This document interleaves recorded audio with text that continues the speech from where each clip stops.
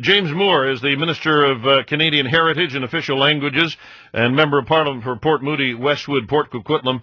And as Heritage Minister, it's clear that he has made quite an impact on our Prime Minister.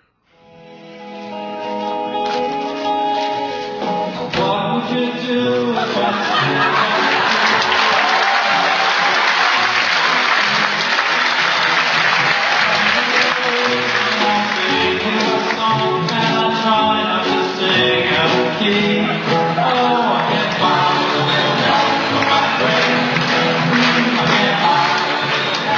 The Prime Minister recently at an arts gala taking up the piano and singing to the audience. Clearly, he has taken an entirely new view of arts and culture since you became minister.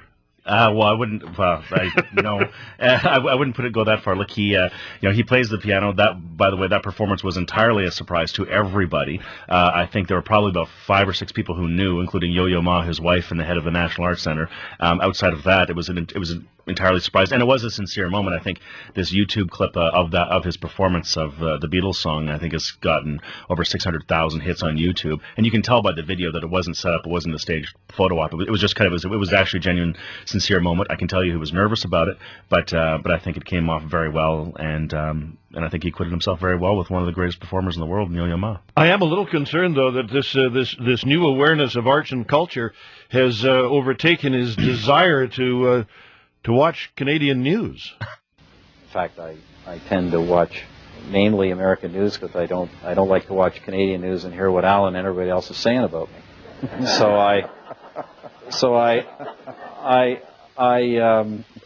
My hobby is to watch politics elsewhere.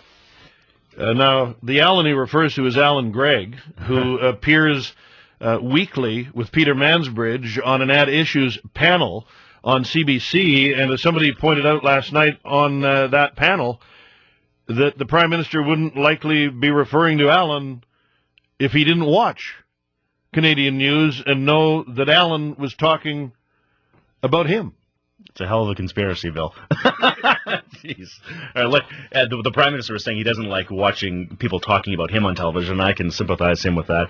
As a politician, I've learned long ago not to Google your name and look at what people are saying about you on the blogs and the universe and all this sort of stuff. You just kind of do your job, hope for the best, and hope that good decisions are seen by the public. But I know he watches television news, Canadian television news, every single day because he has a morning meeting of which I have in the past been a part, where they go over the news coverage of the night before. So I think he was doing what I think a lot of us do, which is, as a politician, you have to have, I think, a strong and thick skin. But there's also an element where, having people nitpick your every moment of public expression is not exactly the most comfortable thing. I didn't take that comment too seriously. I got the impression that he was playing to a live audience and trying to have some fun with the audience that was there, perhaps at our expense. But I don't think anybody should be taking it too seriously. Yeah, no, I don't think so either. But but people glom onto whatever they want to. But obviously, local news is an important thing for all Canadians. One of the things that I wanted to talk to you about was your government's response and reaction to arts and culture,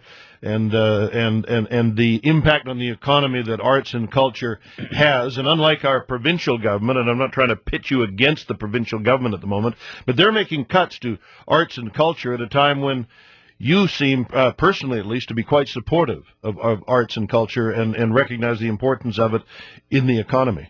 It really is critical, and I think a lot of people need to know. Everywhere I've gone across the country, in both official languages, I push the facts and the data of our arts and culture are part of our economy.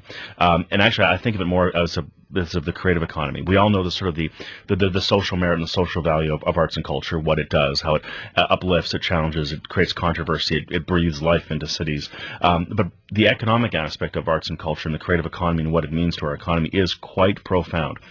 $46 billion of Canada's GDP. Over 650,000 people are employed in arts and culture across the country. It's twice the size of Canada's forest industry.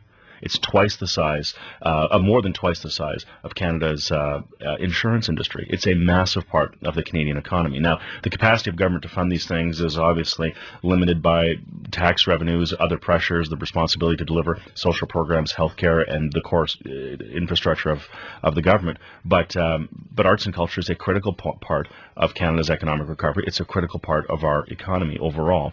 And any government that wants to make sure that we have a balanced recovery, we're not just building bridges and tunnels, but when we're investing in infrastructure, we're also investing into galleries, museums, national institutions, and those things that really do add social value to our cities. More with the Heritage Minister, James Moore, when we come back after the news. You're with Bill Good on CKNW News Talk 980.